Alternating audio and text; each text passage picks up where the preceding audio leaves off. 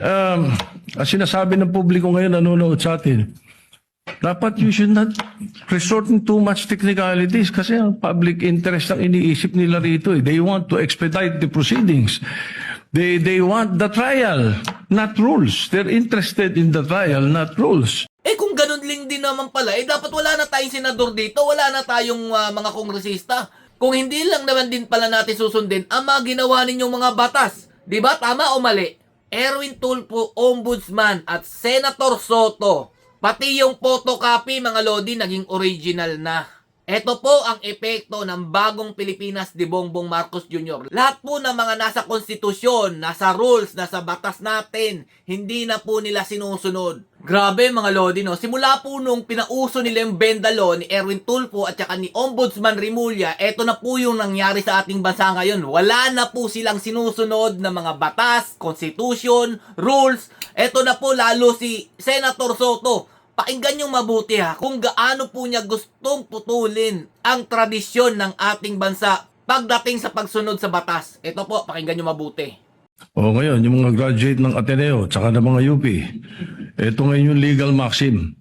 Expressio unius et exclusio alterius.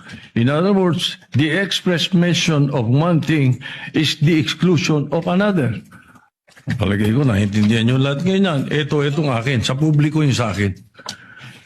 Ang sinasabi ng publiko ngayon nanonood sa atin, dapat you should not resort in too much technicalities kasi ang public interest ang iniisip nila rito. They want to expedite the proceedings.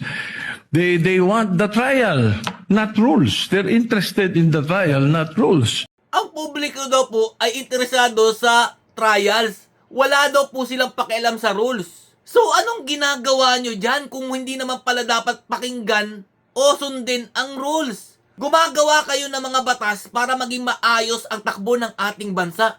Tapos sasabihin mo, Senator Soto, na wala silang pakialam sa rules, ang gusto nila trial na diretso. Huwag na daw gawin masyadong komplikado. Kung ganun lang din naman pala, dapat wala na tayong senador dito, wala na tayong mga kongresista. Kung hindi lang naman din pala natin susundin ang mga ginawa ninyong mga batas. Diba? Tama o mali?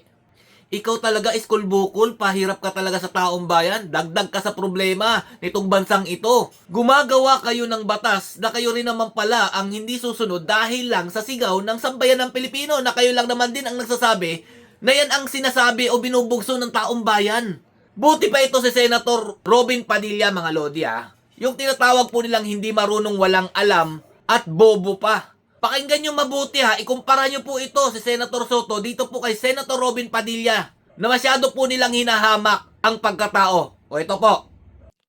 Yun po kasi yung nasasabi sa saligang batas at tradisyon. Yun na po yung nangyari. Ngayon, gusto ko pong tanungin yung mga kasama ko sa majority. Personal na tanong po ito. Nung hinihikayat po akong sumama sa majority, isa lang ang sinabi ko. Kung si Senator Chis Escudero, ang kababayan kong Bicolano, ang gagawin yung Senate President, lilipat ako sa inyo. Ang hindi ko maintindihan, bakit ngayon pinipilit natin ng ating presiding officer, si Chis Escudero. Ba't hindi natin siya ginawang Senate President nun? Yun lang po ang tanong ko. Maraming salamat. O diba mga lodi?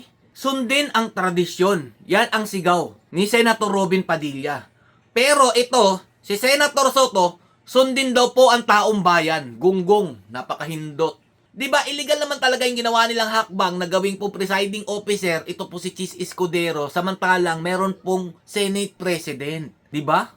Dahil sa inyo, Erwin Tulfo, Ombudsman at Senator Soto, pati yung photocopy mga lodi naging original na. Ito po ang epekto ng bagong Pilipinas ni Bongbong Marcos Jr. Lahat po ng mga nasa konstitusyon, nasa rules, nasa batas natin, hindi na po nila sinusunod. Kaya kayo na bahala mga lodi kung kanino po ba kayo sasang-ayon. Dito po ba kay School Bukol na ayaw niyang sundin ang rules. Wala na daw pong rules. Trial na daw po diretsyo. O dito po kay Senator Robin na gusto lang naman po talagang sundin kung ano po yung tradisyon at nakagis na ng Senadong ito.